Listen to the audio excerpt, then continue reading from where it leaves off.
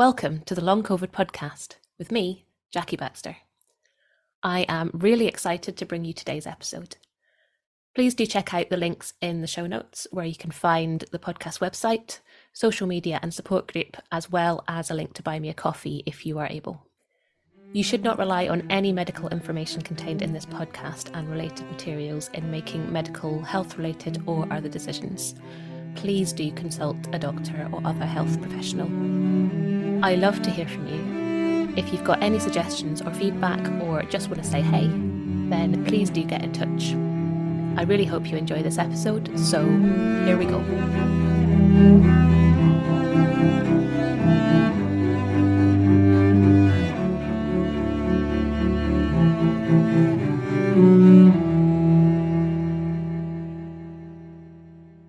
Hello and welcome to this episode of the Long COVID podcast. I am delighted to be joined again by Dr. Jacob Teitelbaum.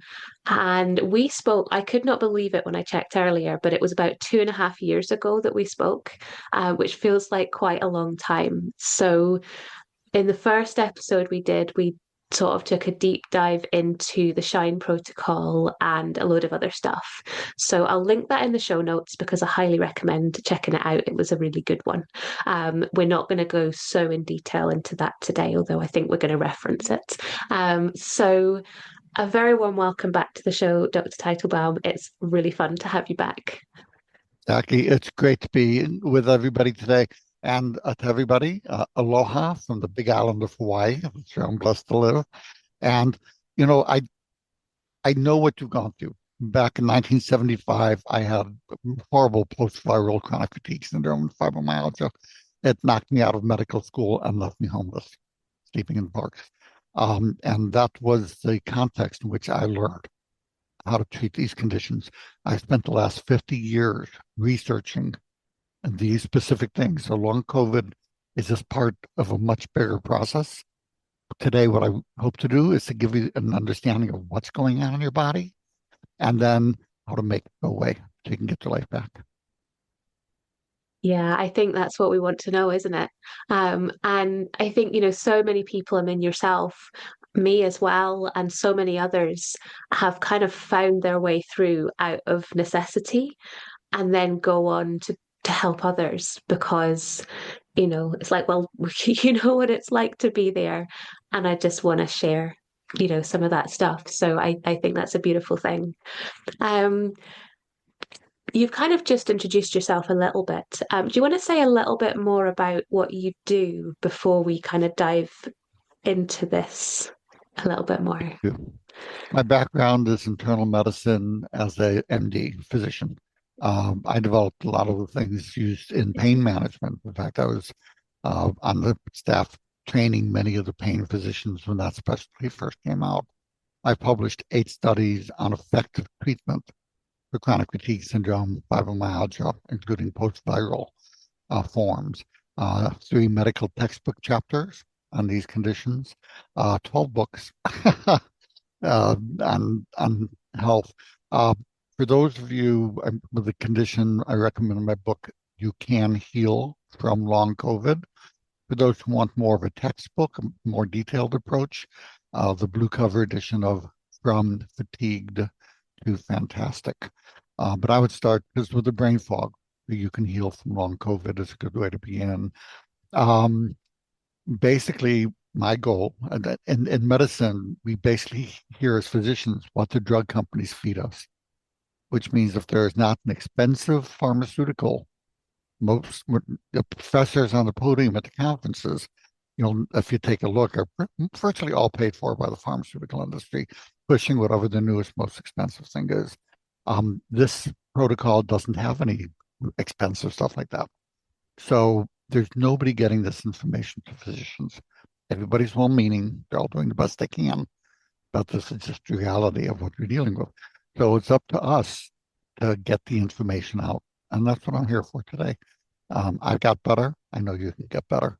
And for me, it's the most fun thing in the world to be teaching and getting you this information. Totally agree. So I'll put links to all of those books into the show notes as well for anyone who's making notes and thinking, what did he say? So that will all be in the show notes underneath. Um, so long COVID, ME/CFS, we put fibromyalgia into this sort of bucket of illnesses as well, post-viral conditions. You mentioned pain medicine as well that you were involved in. Are these all the same thing? Pretty much. They're all spin-offs from the same underlying fire and condition. Basically, these all trigger a severe energy crisis, or anything that triggers a severe energy crisis will trip a circuit breaker in the brain called the hypothalamus that controls sleep, hormones, and autonomic function, which is blood pressure, pulse, gut, those kind of things. So when the energy levels go down, if they go down far enough, whether it's because of severe stress and even a number of things, you flip that switch and you've got this condition. I don't care what you call it. In post-viral, what's happening is that the virus doesn't have machinery to make its own energy to reproduce. It hijacks our body's own mitochondrial energy systems. So our bodies have learned in the face of the virus, shut down energy production to starve the virus, which works short term.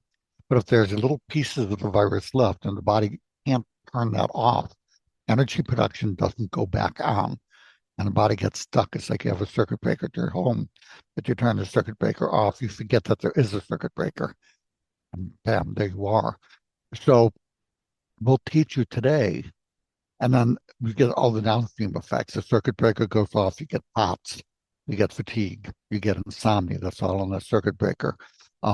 Then to try to recover that hypothalamic circuit breaker makes a lot of histamine. You can see mast cell activation syndrome with sensitivities. The muscles get shortened and you have pain. This triggers nerve pain and central sensitization, blah, blah, blah, blah, blah. This is a whole cascade. But the initial stone that popped into the pond to make all these ripples is the energy crisis, in this case, from the virus. So it's not that hard. I mean, it's not a simple take this one pill and be better, but it's also not that hard once you understand what's going on to treat the underlying energy crisis and recover. But we also treat, you have loss of sense of smell, you have, pain. We can go through all of these today because we have the time because we're just going to glance over the SHINE protocol. So we can talk about pain, cognitive function, these kind of things as well. Sure. And, you said there that, in this instance, the virus was the trigger. And when we're talking specifically long COVID, we know that it was the COVID virus. Whereas in ME/CFS that came beforehand, my understanding is that it could be sort of any number of different viruses. And there are some very common ones like glandular fever, I think, and Yes, Epstein-Barr are the sort of, I think, most obvious ones. But yes. we also hear about people ending up with things like this from concussions and severe trauma and things as well. So this is the same mechanism. It's Well, just in this case it's a virus, in that with case it's a concussion, say. TBI or traumatic brain injury, Mm, what you see is 44% of cases have overt hypothalamic pituitary mm. dysfunction. So the injury triggers brain inflammation, which then affects that same circuit breaker. So you can get to it by any number of ways, but once you trip that circuit breaker, you've got the same process. Right, so different trigger, same result. Yes. Yeah, that's interesting, isn't it? Um, Mhm. yeah, so this manifests in different ways in different people. You could ask one person what their symptoms are with long COVID, say, and they'll name, I don't know, 25 different symptoms. And then you can ask someone else and they'll have 20 different symptoms and five of the same. And you mentioned a few a moment ago, taste and smell, I think was quite specific to COVID, whereas cognitive function, brain fog, breathing, high heart rate, POTS, all of these other things I think are much more common, sort of more across the board. Um, so why are we seeing so many different symptoms in different people if it's the same process? What's Energy causing it to be affects manifesting differently? energy affects hundreds of different processes in the body. And sometimes the low energy, I may be more susceptible to it affecting my sleep. Somebody else may be more susceptible to it causing the muscles to shorten, causing pain. So it's the same underlying process with different susceptibilities. Also, it's there's so many symptoms. So here's the thing I'd like to get across, Jackie. First of all, long COVID is a big umbrella. It's not as helpful a term as we'd like for research. It's as if we had a diagnosis of car crash syndrome. Everybody who has an automobile accident has automobile accident syndrome. And we didn't distinguish between nosebleeds, skull fractures, hip fractures, spleen ruptures. It was all car crash syndrome, which is not helpful when you're trying to do research. So what I'd like to do is to kind of break down the different things that happen with long COVID. For example, for some of you, all you may have left is the loss of smell and taste. And there's studies showing that a supplement called PEA, that's palmitoyl ethanolamide. And again, in the United States, there's a high absorption one called healthy inflammation response. It's PEA, healthy inflammation response. And I would use 1,200 milligrams a day. And that combined with luteolin, Luteolin, which I think would be available anywhere, 70 milligrams a day. After about 3 months, people's sense of smell recovered, and the taste. So, each of these things has its own different treatment. Um, for those of you who have pain later in the show, I think what we'll do is maybe do a deeper dive into pain and how to get pain relief. Um, some of you had heart attacks from this, or strokes, so that's going to be very different than the long COVID. So if you have tired, achy, brain fog, can't sleep, those core symptoms, most people with the post-viral chronic fatigue syndrome of fibromyalgia will have at least 3 of those. And then they may have 30 other things that are just wisps of smoke coming off the fire. I don't want to chase all of those. I'd rather put out the fire. But if you have specific organ damage, let me just say this, because we just have about 45 minutes. If you have specific organ damage, if you have lung damage, if you have the heart damage, you can email me. And I think my email address is in the notes. It's fatigue, FATIGUE, DOC, fatiguedoc@gmail.com. I have information sheets because I know otherwise it just comes across as blah, blah, blah. Boy, it sounds like he knows a lot, but I didn't catch any of that. This is all written out in the information sheet. So you can ask for the COVID organ damage, anything like that, and I'll send you that sheet. Because for the heart, there's 4 simple nutrients that will dramatically improve the efficiency and get it working better again. For shortness of breath, ask for the shortness of breath information sheet, because there are numerous causes of shortness of breath, most of them not dangerous. And the sheet will tell you how to tell. Is it's just, your diaphragm's not moving because of the vagal nerve, and it's not a big deal, and your oxygen's fine, or you have heart lung issues. So that's all in the information sheet. We'll be right back. I'm interrupting myself for a second to tell you about long COVID breathing. The fabulous Vicky Jones and I have teamed up to bring you long COVID breathing. We are both passionate about sharing our expertise and experience of the breath and how incredibly helpful that can be with long COVID. We've worked together to develop a course that is specifically tailored to those with long COVID. It's a 6-week course with 12 sessions, all delivered online. The community feel and learning that we're all sharing is such a joy. To find out more information and to sign up for our courses, workshops and other shorter sessions, please check out the link below, longcovidbreathing.com, or email longcovidbreathing@gmail.com to start your breathing journey with us.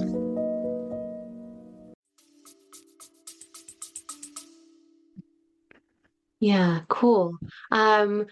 So yeah, that's really interesting that, different people could have the same condition caused by the same thing, and yet it can look very dramatically different in 2 different people. So yeah, I think that's a source of, I don't know, confusion or frustration. And I know for me, when I first got unwell, I felt like overnight I suddenly had 50 things wrong with me. And, it's impossible to work out what's going on. And it's also really scary when that happens as well. So when you're able to kind of dive down and go, okay, well, there's a lot going on here, but what's kind of the main things that are kind of happening? And can I maybe, rather than playing whack-a-mole with all the little things, focus, as you say, on the sort of source of the fire? And try to start putting that out a little bit. Um, but yeah, it's hard to work out what that is sometimes. I think when everything sort of feels like it's going wrong. Um, so I love that you've called your book "You Can Heal from Long COVID." I think that's it's such a great title, and it's also true. Um, So, a tricky one that, I think some people can get a little bit upset about when you talk about it is mindset and how important that is to recovery. And, it's not that if you think everything's going to be fine, that it is. It's not that simple. You can't think yourself better. But I think mindset is important to recovery, isn't it? For virtually every disease I've treated in my 50 years as a physician, yes. And I'd be hard pressed to come up. Cancer, does mindset matter? Of course it does. Diabetes, heart attacks, stroke, all of this matters. And this is no different. A key thing is that remember, this is an energy crisis. So if you drain energy because you're running marathons and not eating properly, or because you're under chronic stress, your body, this is the same thing. And if the stress is perceived or real versus real, the body doesn't know the difference. So if you have somebody coming at you with a kitchen knife trying to stab you, you're under stress. If you're watching I even hate to call it news media anymore because it's just massive fear mongering that we call the news on both sides. It's just like it puts a stress on your body. And I recommend, I mean, I'm on the news regularly. I don't know why. I keep telling everybody turn it off, but they still like me and they still keep quoting me and having me on. Turn it off. It's like Mark Twain, a famous American author, once said that, well, if I don't watch the news, I'm uninformed. Well, if I do read the news, I'm misinformed. It just, it's nonsense. It really is not giving the truth. Turn it off. Keep your attention on the things you enjoy in life. That will be one less energy drain on your body, and it does help you heal. Also, the limbic system tends to go off in this disease. That's a system that is tightly bound in with the hypothalamic circuit breaker in the brain. Um, and people get into this adrenaline overdrive, negative thinking pattern that becomes almost self-replicative. And there are many techniques. There's a Gupta protocol in the UK. There's ANS rewire out of Australia. There's Annie Hopper's DNRS. All of these, especially for those of you who don't want pills, can't afford pills, prefer not to use tablets, this will retrain that circuit breaker. So it's not just, I'm going to think positive and go la la la. It's not that. It's resetting. It's kind of like if your computer stops working and you try to do everything, and what do you call tech support? What do they tell you to do? Turn it off, reboot it, turn it back on. All three of these programs I mentioned, they have different languaging they use, but they're really doing the same thing. So you can see whichever one appeals to you more. It reboots that part of the nervous system. Works very well. Yeah, I always say to people that it's important what we feed our bodies, and that is the food we put into our bodies, the hydration we put into our bodies, the air, the breath we put into our bodies, which is obviously my wheelhouse. But that also is what we consume in terms of news and media and, the way that we think as well. It does all impact our body. So it's, feed yourself the good stuff on every level, I think is important. So, yeah, where were we going next? I've totally lost my train of thought. We went off on a So, tangent. so we talked about the mental component. We talked about it being We an energy were, crisis, the mental yes. components. And next is what can you do to get better then? that we understand exactly. this is a energy crisis. We then trip circuit breakers, which sets in motion a whole cascade of problems. So there's variable symptoms. We've spoken in a previous show that there's a link to here about my research showing the SHINE protocol results in 91% of people improving with an average 90% increase in quality of life, which That's means these are amazing. very, very treatable diseases. And just a quick summary, sleep. I know you have trouble sleeping because the sleep center is that circuit breaker that goes offline. So there's simple things, melatonin. In North America, there's an EP120 sustained release melatonin. There's mixes of herbs, chamomile tea. Don't get the tea bags, which is chamomile dust. Get the pods, the loose tea, and it's and soak it. It can help. The Benadryl or diphenhydramine are over the counter. Uh, One of my favorites is an herbal mix called the Revitalizing Sleep Formula. Let me know just in terms of supplements for those of you in the EU or the UK, um, shipping from the US is prohibitive. There is a vitamin shop called iHerb, the letter IHERB.com, that carries a lot of the things I talk about. And I've been told, I think they have a warehouse in Europe, so the shipping is local. And the people find not all the brands, many of them are there. Um, I don't have any affiliation with them, but it works really nicely. You don't have a 300-pound shipping cost, for the package. Um, the In the United States, I recommend my website, which is endfatigue.com. Um, but for those of you in the UK, in the United States, there's a product we've done 2 studies on. It's a unique polypeptide, and it's very different than eating proteins. It's kind of like you had letters together, and I don't need Shakespeare. I can get an alphabet. I have all the letters there. It's like not the same thing. It's how they're put together. But the recovery factors resulted, and I'm happy to send the 2 studies for those who are like dramatic improvements in post-viral chronic fatigue syndrome. It also improved immunity. We looked at the gamma globulin levels and rest. There's marked improvement. Um, so if you're in the EU, a simple place to begin, or in the UK, is recovery, RECOVERY, factors, FACTORS.com. And then it'll direct you if you're in the UK to push back button. In the EU, it'll take it to that other, so that they can ship it readily. In the United States, it's not available. I wish it was because we've seen people have a totally reverse their disease. It's quite a remarkable place to begin. Um, so get 2 bottles, follow the directions on the website on the bottle. Um, and that's a superb place to start the healing process. Um, but shine, so you talk about sleep, hormones, key hormones are thyroid and adrenal.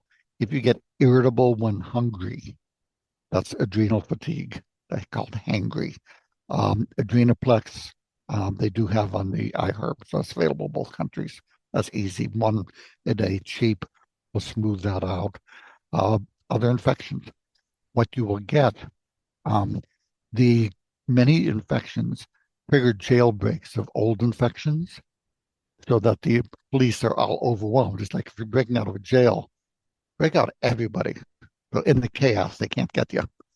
So what we see is Epstein-Barr viral reactivation, Candida reactivation, sometimes Lyme disease reactivation. You want to go after the different infections, nutritional support. In the U.S. and UK and Canada, there's a vitamin powder called the Energy Revitalization Drink Mix, which is spectacular. One drink gives all 30 nutrients, key nutrients, an optimal level. In the UK, EU, I did check right before the show, has a pill called Clinical Essentials. Not as good, but excellent. Good place to begin for the multi. Then E is to exercise as able. Just not that to mean the graded exercise insanity that they're pushing on people. It means see if you can do a little bit of walking to prevent deconditioning, or as much as you can comfortably do without the post-exertional malaise where you find yourself bedbound for the next 2 days. So it's an in-between kind of a thing. Not more is better. We'll be right back. Hey there, I'm just jumping in for a second to see if you're enjoying this episode. If you're finding it useful, maybe you would consider sharing it somewhere, a friend, a group, or even on your Twitter feed. If everyone was able to share just once, we'd be able to get this information out to even more people who really, really need it. So please consider sharing somewhere if you possibly can. I hope you enjoy the episode, and thank you so much.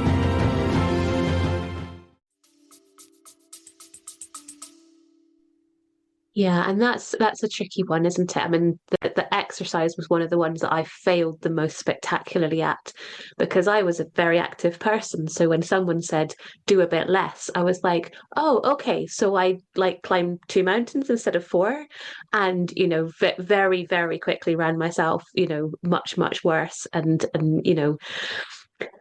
it didn't go very well.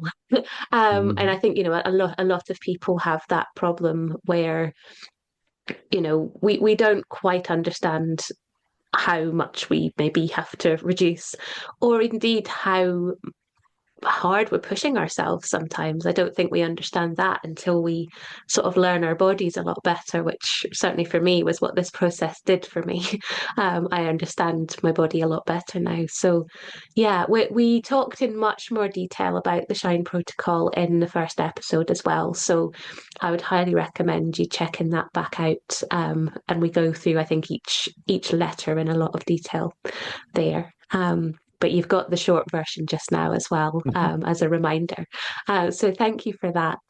Um, so, We do pots next. long COVID has now been around for, well, what is it, about 5 years now? I think we're looking at almost, in fact, slightly more, I think, for some people. And I think to start with, everybody was just like, oh my goodness, this is new. We don't know. Um, But isn't which is not true, is it? Because oh, MECFS have been around for a lot longer. But, we've now been seeing long COVID itself for 5 years. And, I think a lot more connections have been made between MECFS and long COVID and post-viral conditions and all of this sort of stuff. So I'd be kind of interested what your experience has been, sort of seeing people, um, you know, you've said that you've seen people make quite dramatic recoveries using your protocol or bits of it. I Are treated you thousands of seeing that people thousands of are people. recovering? Of course I do. The problem is not lack of effective treatment, it's lack of effective physician education. Mm. And when a recent study out of UCLA or Stanford and out of California in the United States showed that less than 10% of doctors are comfortable making the diagnosis, even just making the diagnosis of long COVID, which is if you have symptoms that persist after COVID for more than 3 months, you have long COVID. It is not complicated, but only 10% of doctors. And there's 38 million cases in the US, same as there is diabetes. It's as if doctors, diabetes, what's some sugar thing? I'm going to ignore it. And in fact, I don't know what's wrong with people with their legs falling off in diabetic neuropathy, so they must be crazy. It's unfortunate. So the problem is that the doctors are just not trained because there's no expensive medication. As soon as there's an expensive medication, they will be trained brilliantly on that medication. Um, and the good doctors, it's just our anyway, blah blah blah. So the this is something that you can take on your own to heal. We talked about the Shine protocol. There's so much you can do there. There was a study using HRG80 red ginseng. I don't know if that was since the last show that we published in 188 people, half of them with post-viral chronic fatigue syndrome and fibromyalgia. Energy, 60% of people improved with an average 61% increase in energy, about 70% increase in stamina. That I just checked is available on iHerb. So HRG80 red ginseng, get the chewable tablets. All you need is 1/2 to 1 of the chewables.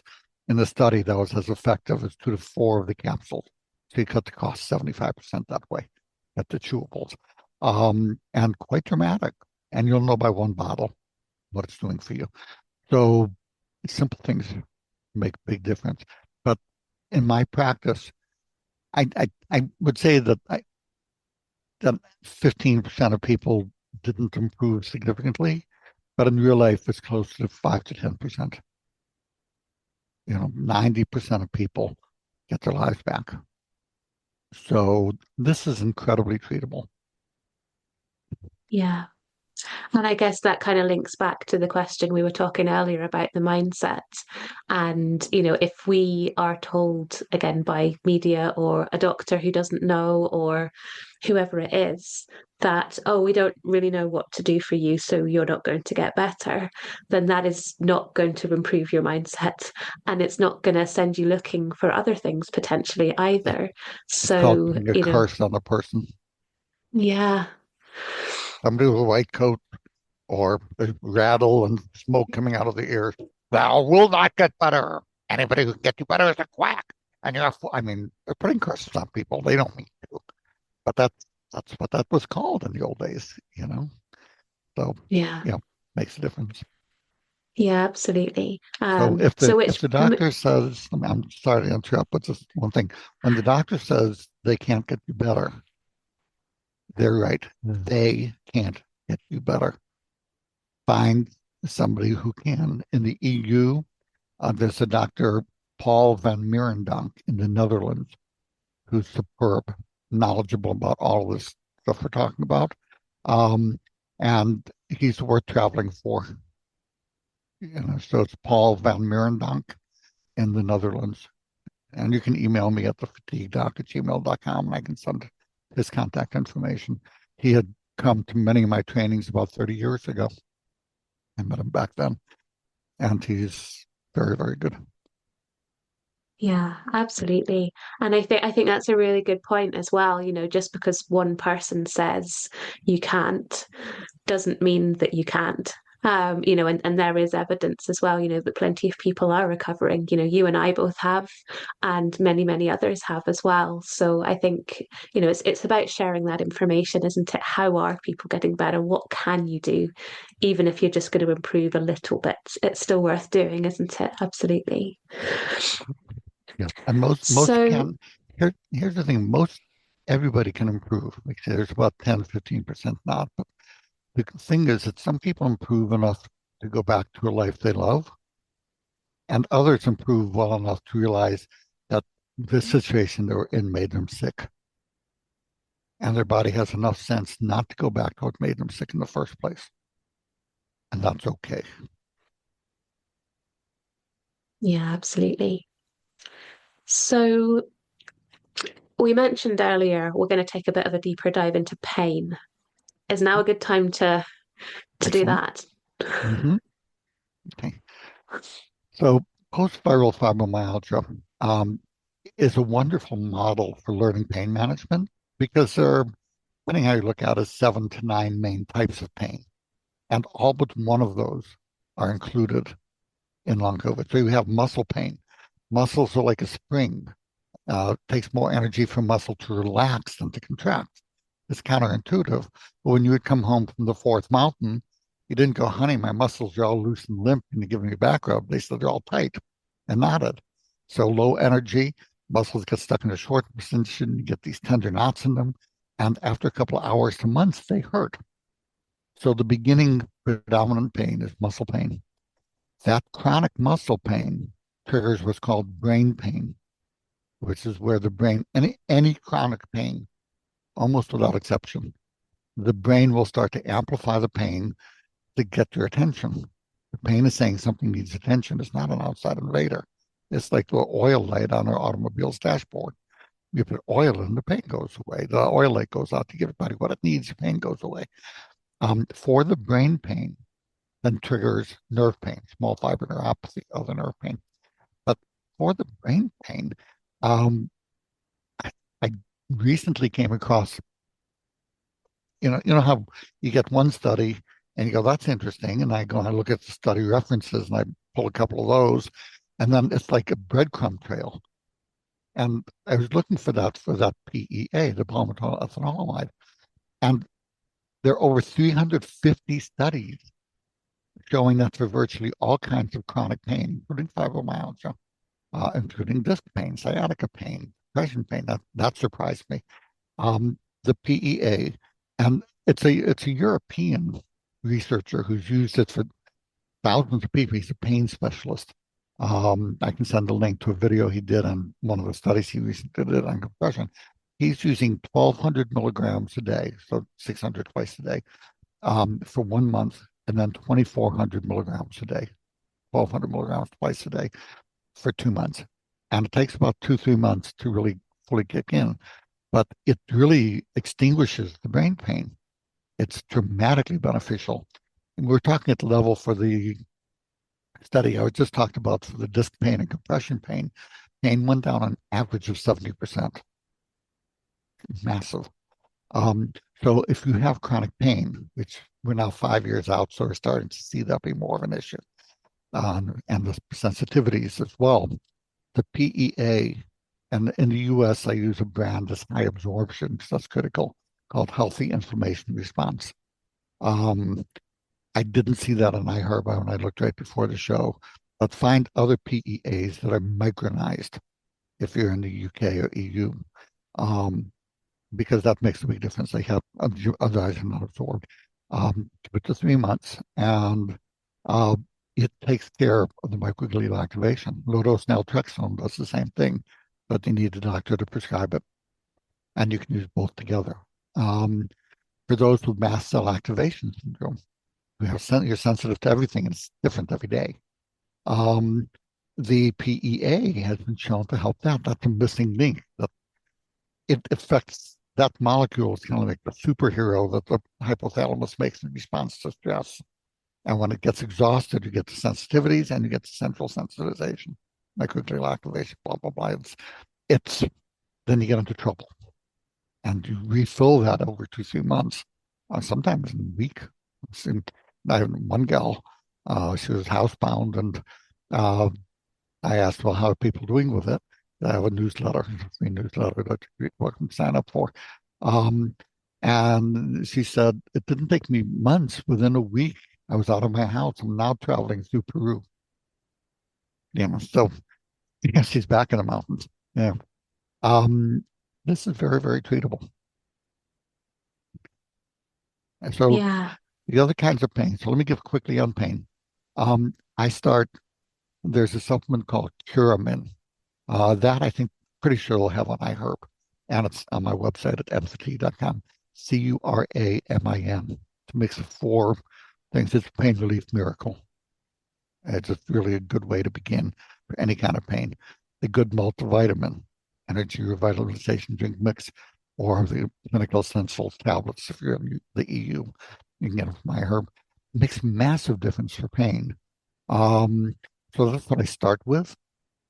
Then we've talked about the 2 kinds of pain, PEA, nerve pain. Email me. I'll send you the chapter from my book, Pain Free 123, on neuropathy, if you're having severe nerve pain. Because there's a whole sequence. The natural remedies are lipoic acid and acetyl-L-carnitine. But for the medications, most doctors just don't know what to use. I give a sequence of about over a dozen medications. Here's the order to try them in. Here's how to dose them. That's all in that free chapter. And then there's other kinds of pain. Migraines. Let me just touch on migraines because that's very common in this. Vitamin B2, riboflavin, 400 milligrams a day for 6 weeks. In repeated studies, decreases migraine frequency by 67 to 70%. Magnesium will also decrease. And then there's the food sensitivities, and my books, The From Fatigue's fantastic, or the Pain Free 123, they both talk about the migraines in detail and how to use the Imitrex family of medicines, blah, blah, blah, and how to get them to work when your stomach's already turned off. Let me give a quick thing. If because the migraines are important, you want to use the Imitrex type medications before the migraine really gets so severe that you have the pain around your eyes and ears. Because when you get that sensitivity around your eyes and ears, that means your stomach is turned off and won't absorb the medicine anymore. You can take a shot of strong coffee with it because the caffeine may turn on the stomach enough to absorb it. But better to hit it earlier instead of toughing it out and waiting. So those are the main kinds of, there are many others. A quick note, if you have CRPS or RSD, those of you who have it know what it is, email me for the information sheet on how to recover from that. That is fine. That's the worst pain ever and is now treatable. So, okay, that's the quick do it. Yeah, I had no idea there were so many different types of pain, but actually now you mention them all, I'm thinking, oh yeah, I've actually experienced quite a few of them. I like, headaches and migraines, can be really debilitating, can't they, when they sort of seemingly come out of nowhere. I mean, they don't come out of nowhere, but they sometimes appear to come out of nowhere, don't they? Mhm. So yeah, that was fascinating. And, I think what is so great is that there is something that you can do about all of this. So it might not be a 5-minute fix. Although actually, some of these things sound like you can see improvement quite quickly if you find the right things. But I think I'm a recovering perfectionist. I was never going to be happy with, a little bit of improvement. I was only ever going to be happy with 100% improvement. Yep. Recovering perfectionists together here tonight. Um, but I think one of the things that I learned was that actually, in order to get completely better, you had to take those little baby steps. So you had to get 2% better, and then 4% better, and then 6% better. And that was worth celebrating as well. And it was worth doing those little steps because the little steps added up to the bigger steps where you started to see more dramatic improvement. But you don't see the dramatic improvement unless you do the little things in between. So it really is, keep going, isn't it? Keep doing those things because it's all part of the journey process, however you want to call it. Yeah, let me give a different way of looking at it. When you see a house go up or a building, the work Mm, crew is working on it for months and months, laying the foundation. Looks like nothing is happening. And then the whole building springs up. So all these little steps lay the foundation for energy recovery and healing. Then you'll sometimes find that I just did this and bam, I'm hiking through Peru, or whatever happens to be. So don't disdain the little steps, so you may only see small improvements because that's laying the foundation. Because otherwise, many of you have had the experience. I did something, I felt a little better for a while, and then I crashed again. It's like, you have multiple weak links in a chain, and you make one chain link stronger, and hey, it's pulling, and then the other snaps. So these do the process. And again, for those with pain and or who want more detail, my book From Fatigue, fantastic, goes through each of the kinds of pain and how to use both natural and prescription therapies. That's all in detail for those of you with pain. That's a good source. For neuropathy, I can just send you a chapter from my other book. But yeah, one, give your body time to heal. If you're constantly chomping at the bit, I have to get better, I have to get better today, you're putting a stress on yourself. Sometimes your body is just saying, you've been working like a maniac for a couple decades, and it's okay to take some rest, to actually enjoy the downtime. And that sounds, yeah. when I had to drop out of med school and my life was crushed, there's somebody who told me that if I had the energy, I would have slugged them. But I'm just having come out the other side of this disease. It turned out to be a real blessing to me because not just did it give me that year sleeping on park benches and whatever to actually rest. I may not have eaten, but I did rest. Um, and it taught me I had to learn how to recover from the disease. And then I've been able to teach countless people how to recover from the disease. Um, but it taught me to say no to things where people with this disease are often people pleasers. They don't want to say no because they don't want to lose approval and they don't want to create conflict. Um, and that's a good recipe for having your energy drained when you can't say no. So this kind of like feels like this disease is such a pain in the arse that we should get some superpower or something out of it at the other end. And we do. We get the ability to set boundaries. We get the ability to say no with no justification except it doesn't feel good to me. I don't want to. No. But I never, no. And you learn to set boundaries. And that, you know, even that by itself turns the whole process into a gift. To get your life back, you get your authenticity back. Yeah, it's a really powerful tool. I don't think I realized how much of a yes person I was until I had to start saying no to things because I physically couldn't. But then for me, when I started saying no intentionally, not because I couldn't, but because I realized I didn't want to. I remember the first time I did that, and it was so incredibly liberating. Uh-huh. But joking aside, we learn boundaries when we're unwell out of necessity. But, I think it's something that we should all have in our lives. And it was a pretty harsh way to learn that. But I am better at doing it than I was. I'm not perfect because I'm still recovering from that too. um, but yeah, absolutely. So I feel like we've covered so much today and it's been amazing. Um, do you have any kind of final words of wisdom or that you'd like to leave people with? At the end of the day, the only justification you need to say yes or no to something or to pay attention to it or not is how it feels to you. Your brain is a product of programming that everybody else said you should do to make them feel good. Society, schools, religion, parents, all just well-meaning. But it's not who you are. Your feelings are authentic to who you are. So if something feels good to you, follow that trail. Feel free to say yes to those things. See how does it feel? How does it work out? Doing heroin may feel good, but it's not going to work out very well. So use those two, how it feels and how it works out to guide you, not your brain. Once you know the direction you want to go, your brain is brilliant at helping you get there. But again, it has no idea who you are. So you don't want it setting the GPS of where you're going to go. You want it to tell you how to get there once your feelings set the GPS.